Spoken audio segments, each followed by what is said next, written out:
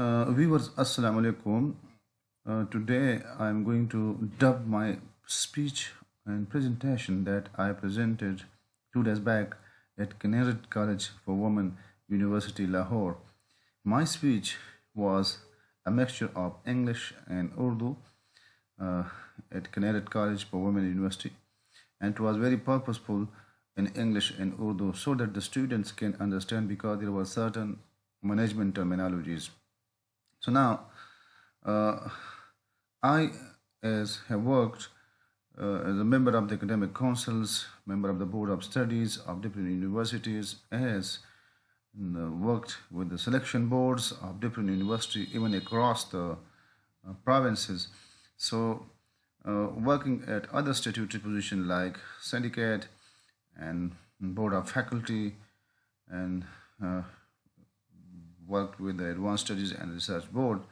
So I am now personally of the opinion that uh, as a medical educationist, despite having a PhD in pharmacology and pharmacy, let we think and we focus that why our academic institutions are not excelling as the Pakistan Armed Forces and the Pakistan Air Forces are excelling. So where is the problem to notice and to have a reflection on our academic institutions and its practices that I have observed. So my whole presentation is based on personal experiences, not on assumptions. This should be clear to you. And my objective is not to malign any institution. My objective is to give realization to the students and to the faculty, particularly the administration, for promoting of academic and administrative audits in Pakistani universities so that we can have a trickle-down effect to the common citizens of the Islamic Republic of Pakistan. Now let me proceed. While proceeding, you see, uh,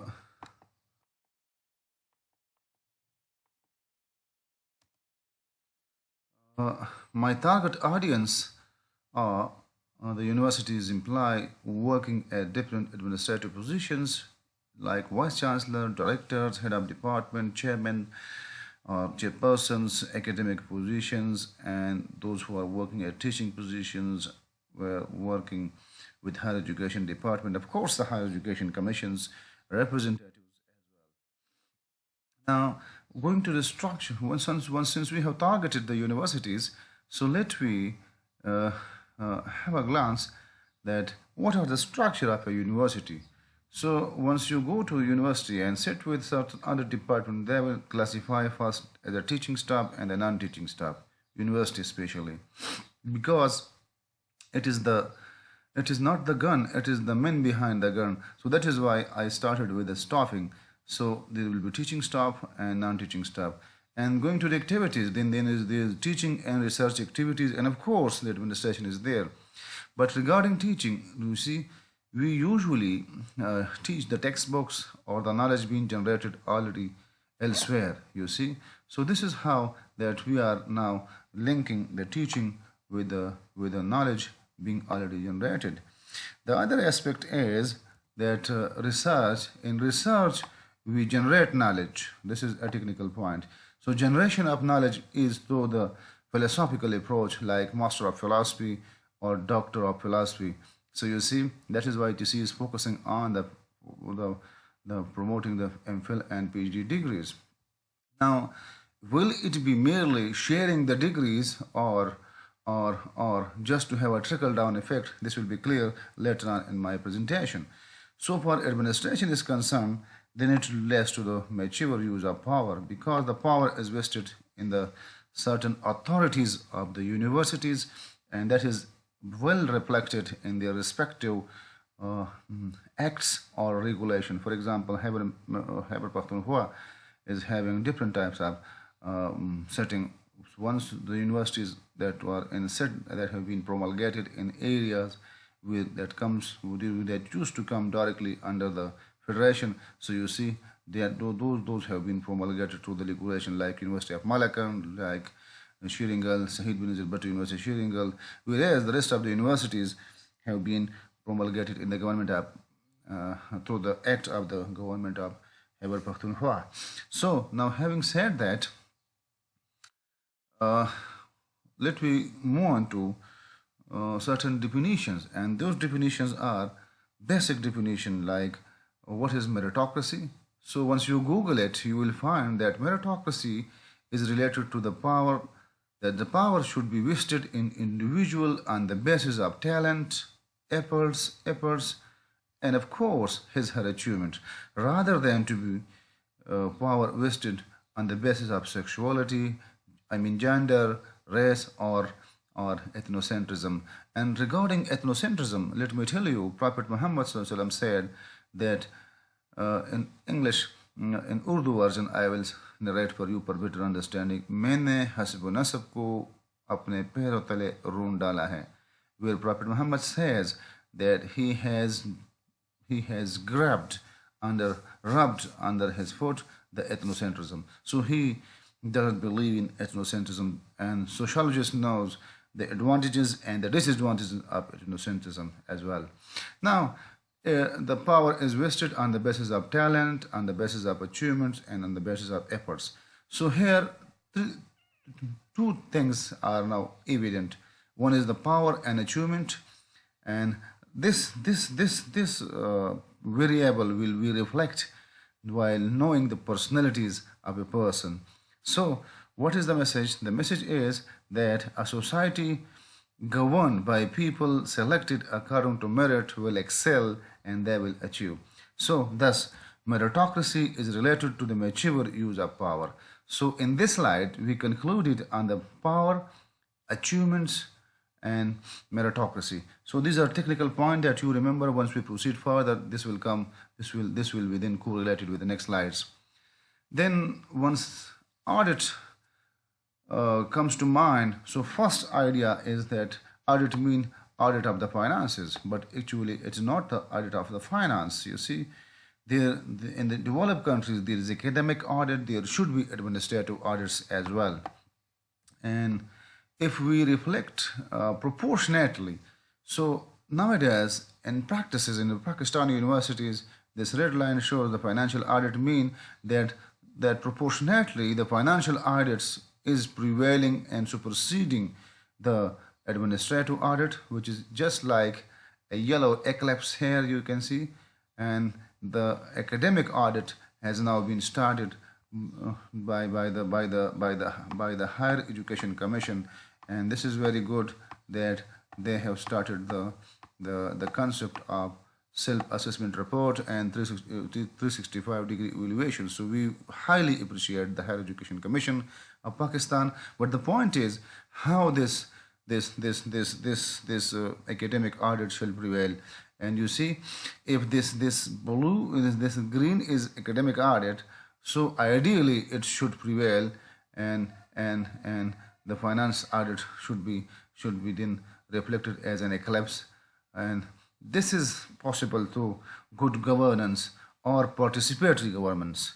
So this is a technical point to remember: good governance or participatory governance mean that the authority has been delegated by the vice chancellor to the concerned persons, and then they have been asked, they are held accountable. And once you make them accountable through the administrative audit, through the academic audits, through the statutory bodies, I think the university will then deliver. This is some blueprinting of some of the university's acts, and the frequencies of the key term have been highlighted here. Just as an example, here is the Khyber Medical University Act 2007, and then the Khyber Medical University Modified Act in 2012, and then the University Model Act 2016. So audit, if you go to this word audit, there is this is frequency, and regarding 2012 the frequency is like this one. And then audited word as an adjective, you see, you can find it Marimon, perhaps under the section of a university resident auditor, you can find these frequencies. But I'm interested in the quality, you see, and if I'm interested in the quality, So the quality word is used 4 times at the level of the academic council, and in this here is 12 times, and again the frequency has been reduced in the University Model Act. This is a point of concerns, that how the act has been amended. And then so far management is concerned, so this is this frequency, this is this number of frequency.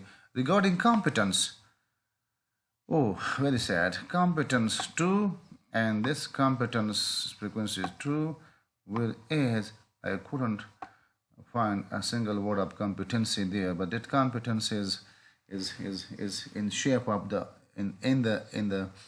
in the perspective of appointment, not in the perspective of the academic competence. Is these terminologies have been used. This is a technical point.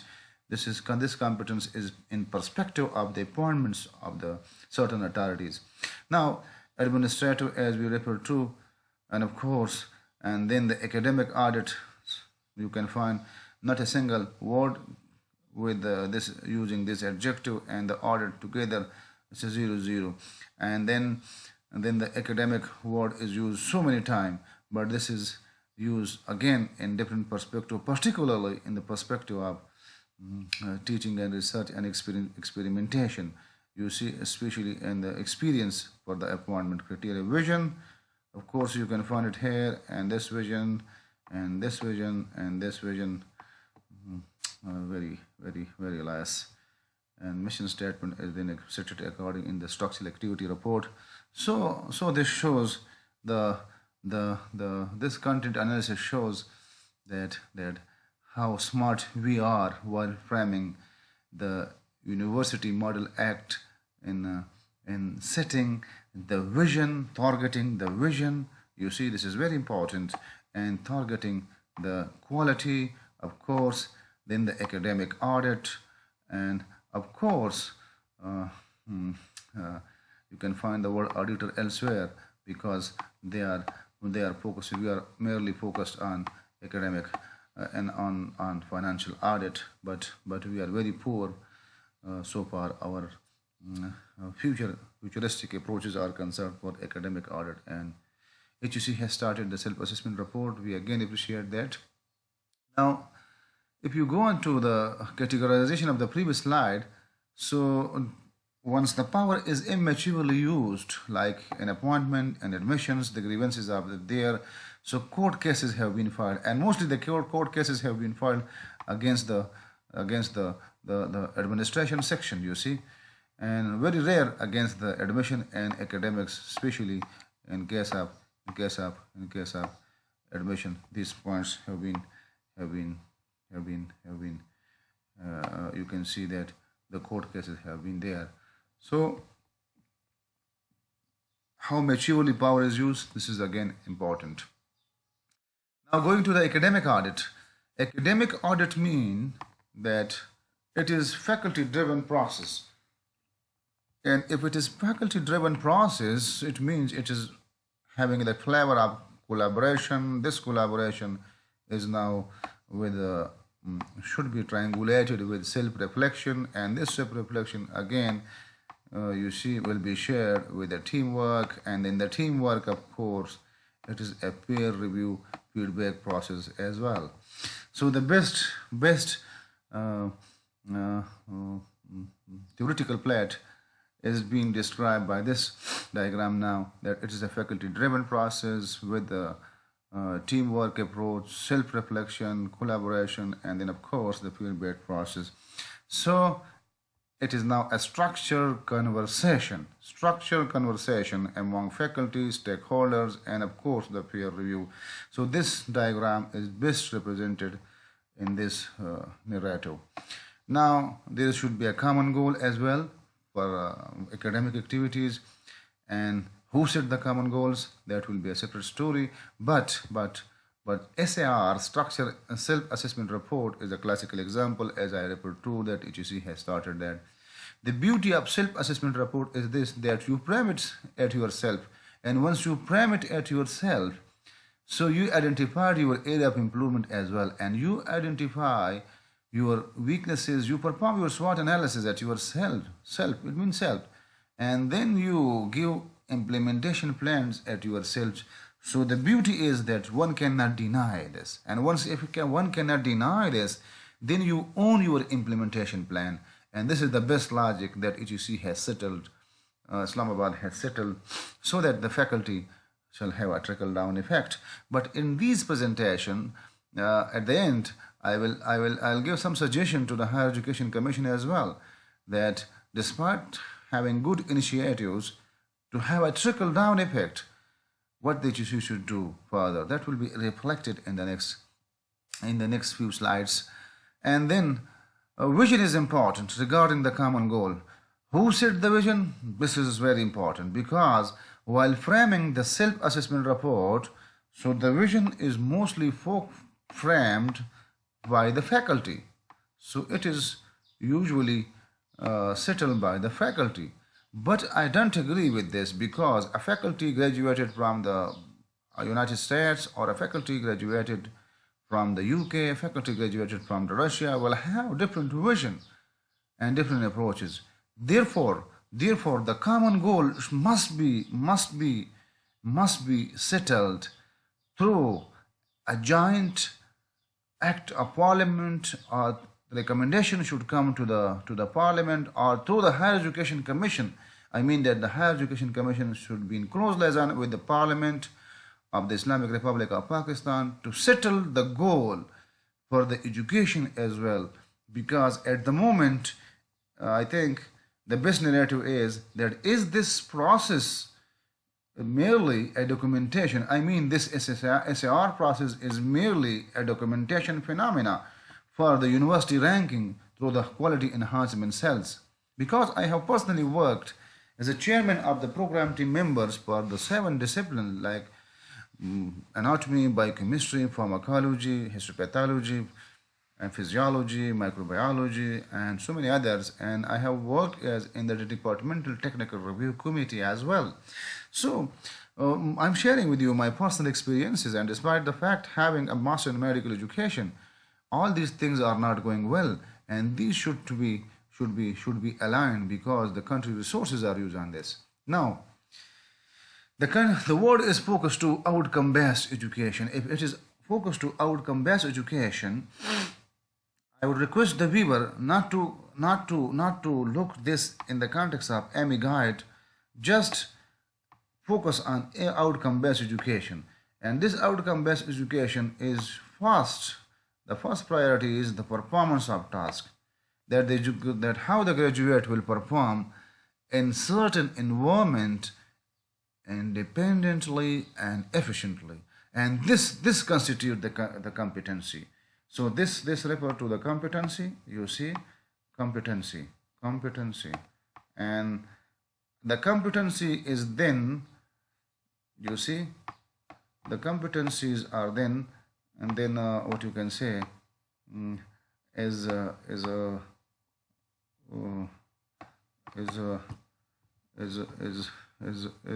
reflected by approaches to the task.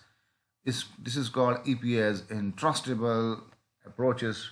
So how does the graduate approach in different environments, and all these two approaches are now encapsulated by professionalism. So professionalism have different attributes. In professionalism, your approach is moral. You think from the ethical point of view. You are a good communicator. You are performing.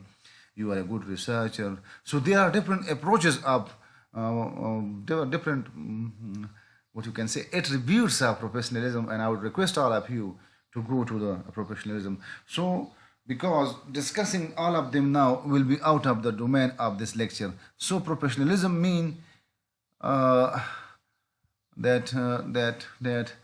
you perform all around performance, keeping in view ethics, your competencies, and the approach to the task as well. So now, if this is the model being these days liked by the international communities for a curriculum setting, then then we call it as a 4th-generation curricular reforms. So I'm focusing, and nowadays I'm struggling on curricular reforms, you see. And these curricular reforms are very important. One of my professors, Professor Gaurvajit, you see, he presented this once I was student, that in 1900, you see, the curriculum was merely science-based. And then the curriculum was called scientific curriculum, and it was a university-based. Read this in this context. So I would refer to you.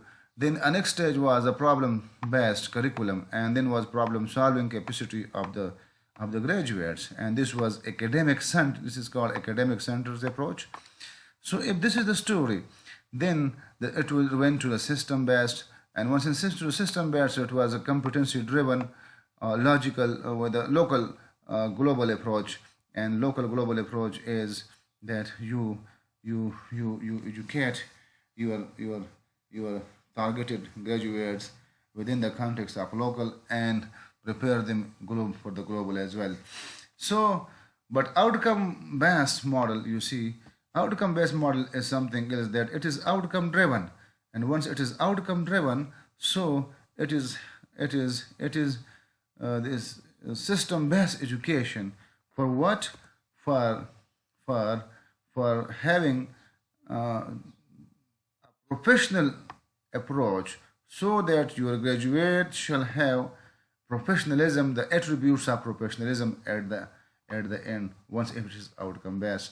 This is the previous slide's replica in a different way to easily digest.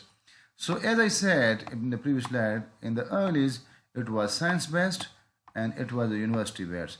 So tell me what we are doing. We are still here, believe in me, we are still here, and to reach here, this requires that the vision statement of all institutes of the universities of the Islamic Republic of Pakistan must be aligned with the national policies. For example, if it is a health related institute, so the vision of the institutes shall be aligned with the national health policy, and the parliament must give them opportunity to the opportunity of providing the vision and the futuristic approach of the country, so that the universities shall excel. More, the parliament shall ask them a prototype approach. For example, if it is a college of pharmacy, they must be asked in shape of a prototype approach to the problems, like developing a particular drugs by the year 2030, or this, so that there should be a smart objective being assigned to the College of Pharmacy, smart objective being assigned to the College of Medicine, smart objective should be assigned, goal should be assigned to the College of Dentistry, of course the College of Nursing, and the paramedical institutes as well. And this applies to the engineering universities as well, and this applies to the general universities as well. For example, if a center, what you can say, like there is an FG, and they are just merely publishing the paper. We are just merely publishing the paper for improvement, and this is a publication game, but it is not trickling down effect. What is important for this country is not to identify the new genes only, is to for example, if there is a consanguineal marriages and that's going a particular XYZ genes have been attributed to that, and you publish in a journal with a higher impact factor, so what? Then the alignment and the integration of the social sciences department along with the sciences department is a very imperative. For example, if the health universities, the medical universities, or the health professionals being given the task that let reduce the burden of the intellectual disabilities being promoted to the consanguineous marriages to 50% by the year 2030. So in this you will involve not only the healthcare professional, but you will also involve the social sciences department as well, and the other media, electronic media as well. So you will make smart objectives. You will assign objectives to the College of Medicine, to the hospitals, health professionals, to the College of Pharmacy, and then you will a part of this will be goal will be will be assigned to the social sciences department like sociology or anthropology department, you see, and then it will be a joint work. And once we integrate these different disciplines, then it will have a trickle down effect, provided you carry out quarterly or twice a year academic as well as administrative audit with them. Otherwise, it will be merely just planning and taking the money, spills and spoiling the money rather. Now, this is mirror parameter for competence, assessing the competence, but related to knowledge, skills, and attitude. And you know, this line is showing that a person just knows, and he is then tested on the MCQs and knows how. It's a bit higher domain, and then he is tested on the essays, short answer questions, and of course, leading type or extended multiple choice question as well. But he shows how what he has learned, this is his behavior in the true clinical environment of a health professional. Or this model is not only applied to the health professional, it is applied to the engineering discipline as well, and to the other social sciences discipline as well. So read this not only from the clinical competence point of view, read this just only the Miller prism of competence, not in the view of the clinical competence. I would request all of you. So, does mean that he is performing this task independently and efficiently in the truly workplace-based environment, and he is assessed there. But I have certain queries regarding this. For example, if this is novice, the man is at the beginning, doesn't know, and once he have professional authenticity, is you see, as I said in the previous slide, that we must have an approach toward professionalism. So this man is now expert. Expert is not only required, but it should be within the context of professionalism as well. So let me proceed to the next slide. If your student is at the entry level and it goes to the exit level, you see like this one. So the keeping the middle part in between, and then there is a feedback on this whole assessment procedure, and reflection of the student, reflection of the assessor is as well. So what I suggest that there is a learning environment. This assessment, learning knows how and knows and shows how and does, should be in the learning environment, and the man should be assessed in the assessing environment, and the assessment environment, you see, should be in true learning environment where the student have been taught. Thus, if the learning environment is good and the learning and that is a good environment, but if the faculty is not strong, he has not produced the learning opportunity, then the whole resources is of no use. Therefore, you must have a very trained faculty. So far academic audit is concerned. And it is a continuous process. There is feedback, there is reflection, there is settle. Again, you set again and again. There is assessment environment and assessing the students at multiple mastery points at different stages. You see, your entry level is from this side, and the student goes and exit at this stage, at this side. So this makes him, what you can say, so passing the student to different stages. For example, you have assessment a schedule of terminal system, you may have annual exam. So the best exam for setting multiple mastery points is the modular system, and I mean semester system or terminal system, and not the annual system, because this will provide multiple periods and different points and tasks.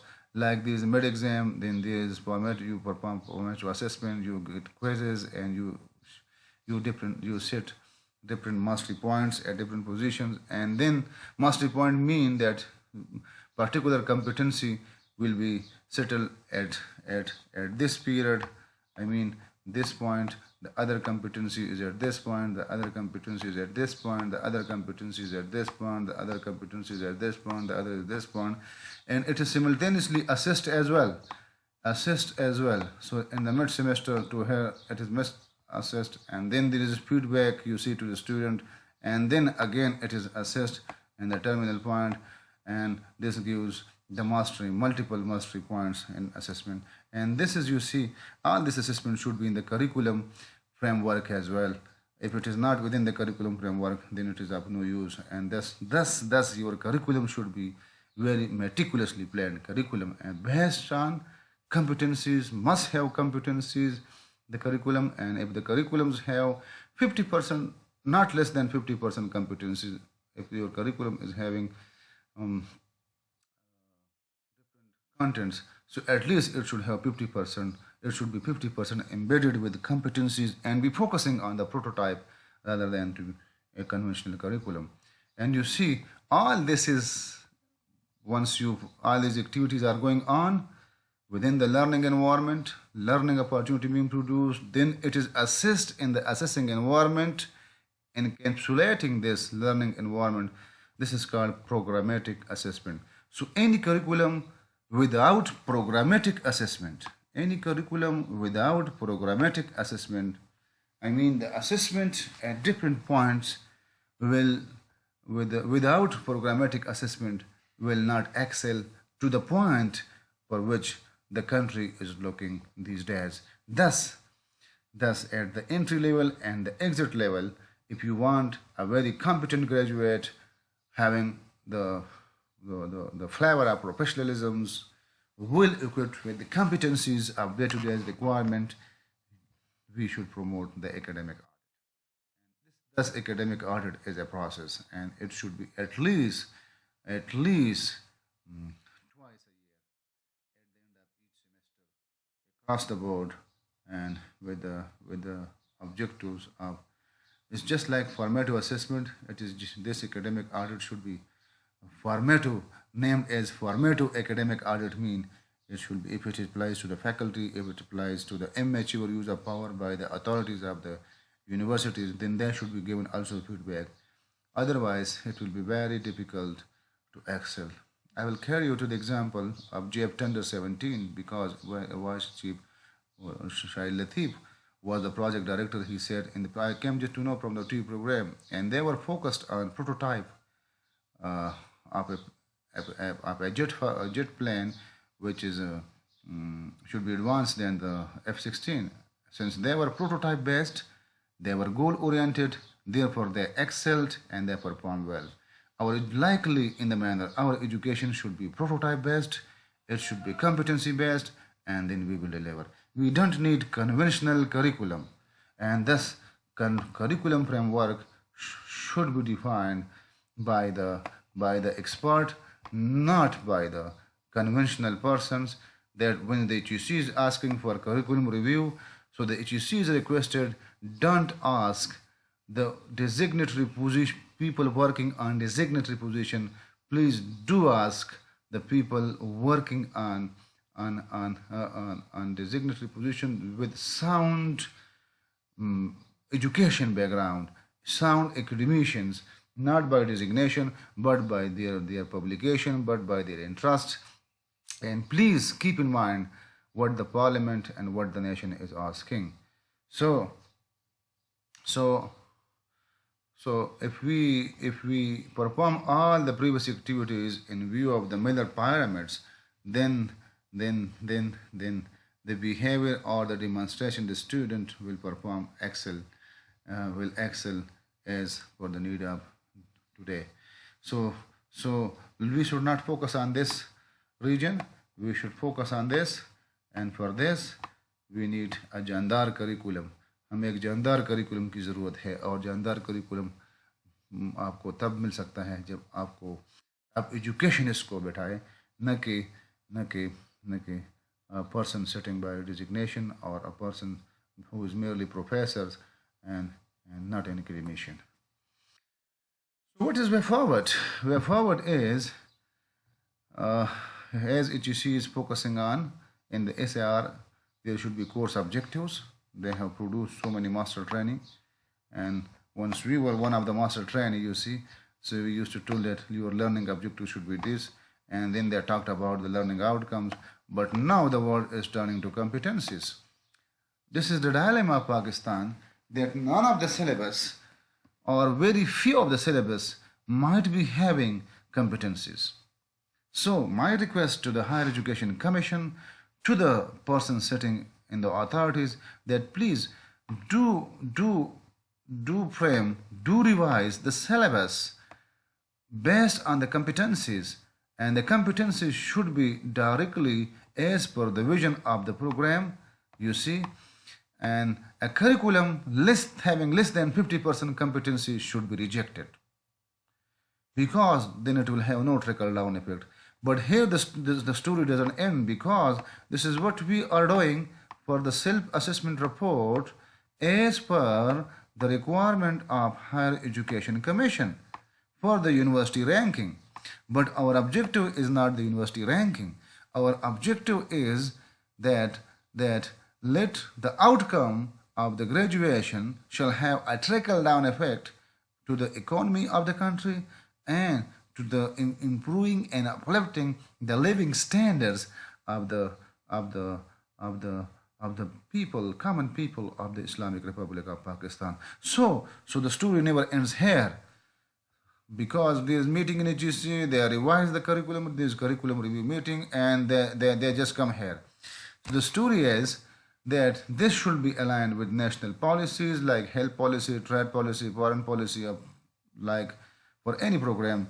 And then you see, you know what is Lord Macaulay and Lord Macaulay's speech.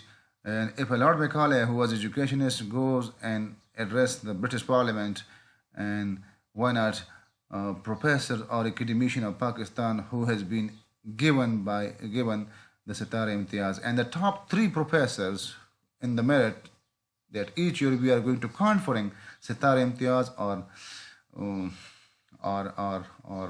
Tamgha Imtiaz, they must address the parliament for 2 to 3 minute speeches for the futuristic vision. This practice should be promulgated in the Pakistani politics, in the Pakistani system, that let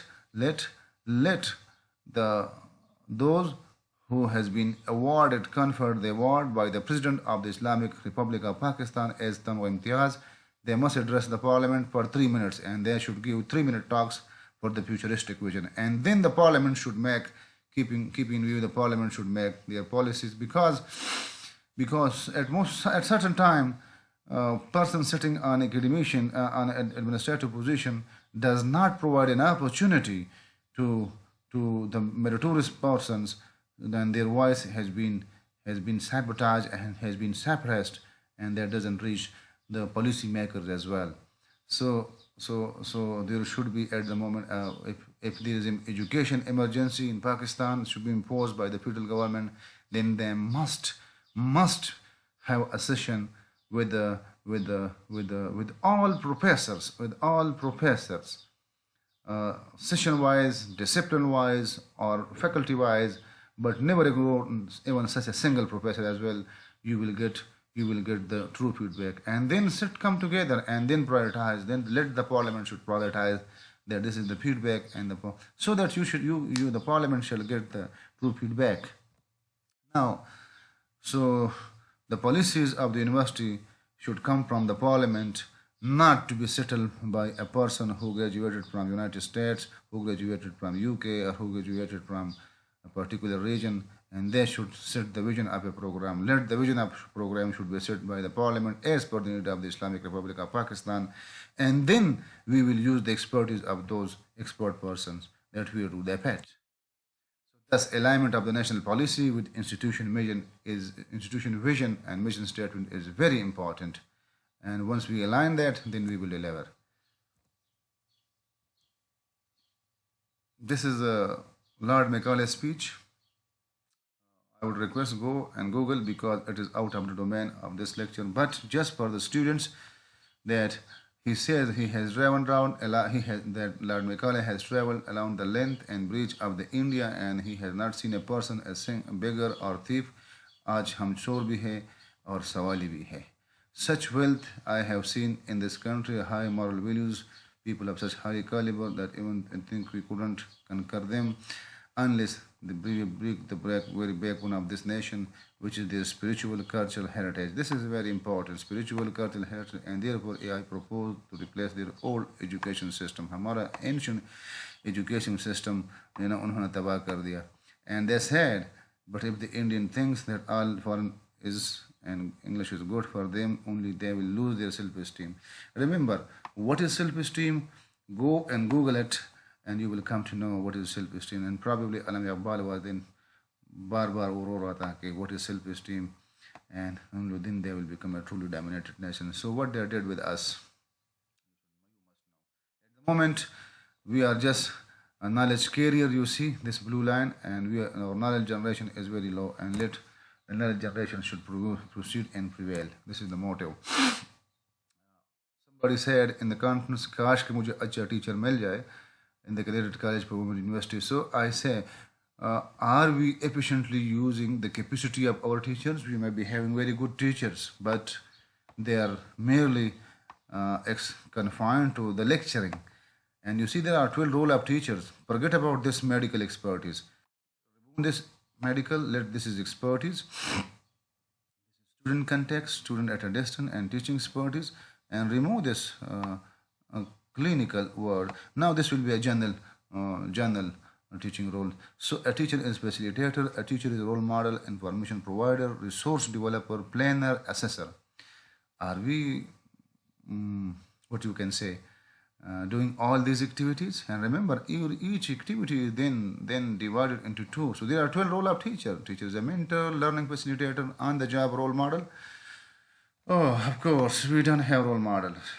This is the dilemma of Pakistan, that we don't have role model. And if we had role model, they have been lost. So a teacher is not a planner properly. You see that day to day a classical teacher is a planner. He is a course organizer. He is curriculum planner as well. But of course, we need teachers providing study guides. So role model on the job. And you see, I leave the answer on you people. Where do we stand as teacher? And if you see what our deans are doing, trust in me, in certain universities, the dean's TORs are still not there in majority of the university. Dean is usually working as, he should be a classical academician, but every correspondent is processed to the dean.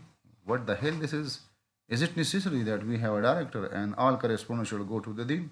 No, not necessary. Academic activities or related activities should go to the office of dean. So everyone should be given their own job description as well. So where do we stand as a teacher, as an academician? I leave it on you, and you just think, just close your eyes, think, and you will get the answer. So then administrative audit. The third aspect is administrative audit. It is a process of evaluating the efficiency and effectiveness of administrative procedure. Thus, it includes assessment of policies, strategies, you see, and of course, the function of the various administrative department and control over overall administrative system. So this is a continuous process. Administrative process is a continuous process. Audit is a continuous process. It is not only focused on efficiency, but also its effectiveness and control, overall control on the administrative system. Thus, it is also a process. So it should be properly monitored, properly timed, it should be reviewed, it should be audited, and then the deficiencies or the hurdles should be removed. But unfortunately, we are merely focused on removing the difficulties for our vested interest. This is what I have personally seen.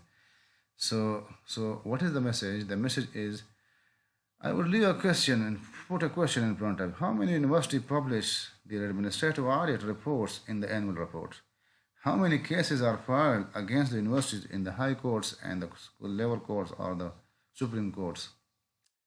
Very alarming situation. If you go to the high courts, and once if you go to the high courts, you see, you will find so many cases, civil cases related to the immature use of power, not providing sufficient time to the criminal cases in the courts. Thus, immature use of power in the administrative level in the universities is a burden on the Pakistani judiciary, as well as it is not giving sufficient time to to the to the to the criminal cases. One is linked with the other. So structuring the university, as I said, there is teaching, non-teaching staff, and then these activities are there. So power, and if you go to the power, somebody says power corrupts from moral and financial, sometimes both, and then power develops the nation as well as the infrastructure, and in both the cases, sometimes the power. So it is the mature use of power that once it develops. I have this slide is taken from my other presentation available on the Google. So I would request go and there and just see uh, how is the mature use of power. You see, and personality and how you will profile a person, because it is the man behind the gun. So therefore, to have good team, you must identify your team personnel as well. So power and in the first slide we determined that this power and meritocracy is related to the mature use of power. So power and achievements go side by sides, and you see the variable there established was power and achievement, and then it is based on affiliation. So you see here power and achievement is positive, here the power and achievement is positive, the affiliation is negative, here the affiliation is positive. So this man is problem solver, this is resistant or bureaucratic approach, and this man is having negative power and affiliation and negative power, this is just passing the time, and this man is positive on affiliation and negative on power, mean he doesn't have power and achievement. So initially we used to give example of this person as Abdul Sattar Eidi and Imran Khan, but now since when he joined the politics, and then he is now in power again. Allah kare ki may God forbid him to reach here, and we wish him to reach here as a problem solver to the Islamic Republic of Pakistan. This slide I have put very purposefully. You see, if this man meet with this category of other men, so there will be always a positive approach. But this man, if meet with this one, then there may be good positive outcome because of the flexible nature of this man. You see, but if this man meets with similar category of this man, you see, oh, the result will be always a conflict. So try to avoid such certain people while making your team. You see, have a balanced approach, involve such sort of people as well, mostly this category, and of course this category people as well, because they are not power, they do not want power and achievements, they are just having a pushover effect, they are merely showing on the persuasion. You see, when try to avoid these people in your team. And the first question is, when I'm going to teach this model to my students, they say, sir, how this man came in the system as well. And this man has come in the system because of the immature use of power at the time of appointment that we did not promote meritocracy. So this slide I by purposefully put here, though detailed presentation of this is available on the personality profiling or understanding your colleagues on my YouTube channels. So you will understand the slide better. So what is the message? For mature use of power and achievement, try to involve those people who are problem solvers. Also involve people of this category because they are very high on power and achievement. But you should be so much emotionally intelligent to deal with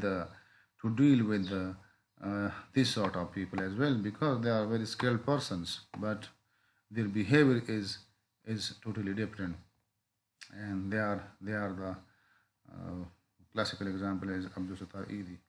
So this diagram also shows that paradigm shift is always possible, and thus if paradigm shift is possible, you can change your colleague as well. Do we respect others' opinion? Sometimes the vice chancellor said, I have heard this faculty, this and that.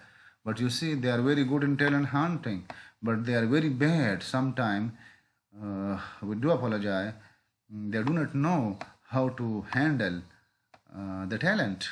And from here, the story goes wrong. And then perhaps we know, but we may be selfish as well. So, what is Alama Iqbal said, that हर फर्द है मिल्लत के मुक़द्दर का सितारा.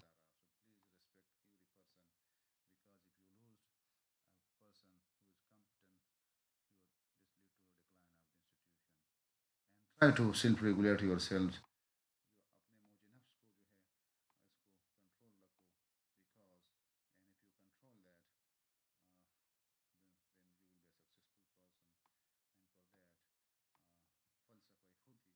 khud hi is the double-edged sword and that will work. So summarizing the problems, meritocracy is related to the proper mature use of power. Proper power and purposeful person for targeted education. Do we have vision? As I said, I leave it on you. Or it is a do we have purposeful education? How many cases are filed against the university in the high courts? How many universities publish their administrative audit report in their annual report? And did someone held accountable for the misuse of power? This is a technical point. If somebody is going to win the case in the High Court or Bishop, they reinstate. And even for the reinstatement, then they make another case. So this is how bureaucratic approach of the authorities of the universities or the institution are having. And if this is the problem, this should be properly handled and those who misuse the power should be properly accountable and this gives the flavor of administrative audit. So what is deanship? Do we have what the deans are doing? Are that sufficient or merely a designatory, a symbolic position? How many posts teaching are filled in the university? How many statutory positions are run on additional charges basis? And of course, not completed in time. How many research projects are not completed in time? Probably due to harder financial rules. Did we revise our financial rules? How many purchases are performed on letter of credit LC or on FOR? And how many cases are filed against the authorities in the universities? And did someone held accountable for the misuse of power? So summary, the solution is appointment of the vice chancellor should be as per the vision of the university, relevant to the concerned national policy. An implementation plan should be asked from the vice chancellor in view of the SWOT analysis of the university within 3 months spans after the appointment, after joining as vice chancellor, and then it should be reached to the address to the higher education commission, higher education department, and then the of course the chancellor as well, and then he should be audited as well. Vice chancellor should be audited as well. There shall be a special syndicate, senate, academic council meeting for self-audit of decisions once a year or quarterly or after 6 months, not merely as the confirmation of the minute of the previous decision, but to have a thorough review that where thing went wrong and how can these be avoided and how it can be given indemnity, and if indemnity is not possible, then we must revise our decision. So the rule should be given as such. First, there should be no immature use of power, but if it is immaturely used for somehow reason, then we should have a self-audit, administrative audit approaches as well. Our University Model Act shall have the flavor of administrative audits, and this is not merely that the vice chancellor or the authority become insane or medically non-competent and then you to replace him. He must be held accountable for the immature use of power through a special syndicate. Special syndicate means that the member of those syndicate should be changed from the conventional syndicate member for that university. The Pakistani government should think on this. So 1/3 of majority of the petition on plain paper is if signed by the employee of that cadre, then the matter shall straight away go to the concerned statutory body, because I have seen that sometimes there is a relevant and genuine matter when the fate is decided by the vice chancellor and not by the respective statutory body. So if 1/3 majority of the plain paper a petition is signed, then it should have a straight away go to the concerned statutory body and let this should be decided there rather than the vice chancellor is going to oppose it, because this is having a bureaucratic approach, and this bureaucratic approach should be avoided. One should have a problem-solving approach based on my previous slides. So the financial audit shall be open to any of the auditor working elsewhere, being a certified auditor, because sometimes the university auditor is posing hindrance to the research projects, and there should be another person to have a competition amongst them. Those who are willing to audit as early as possible, not violating the financial rules, then they should audit their project from any person in view of the financial rules of the whether in view of the CAPRA rules, in view of the any rules being promulgated or enacted by the government of Pakistan, because financial audit sometime poses hindrance to the principal investigator and they cannot deliver. This is my personal experiences. And the relevant legislation should be there as to revise the rules so that uh, there should be smooth running of the research project as well, and ORIC must be empowered as well, because in certain cases ORIC has been framed but it's not empowered. So conclusion, as I said, there should be administrative audit, academic audit, and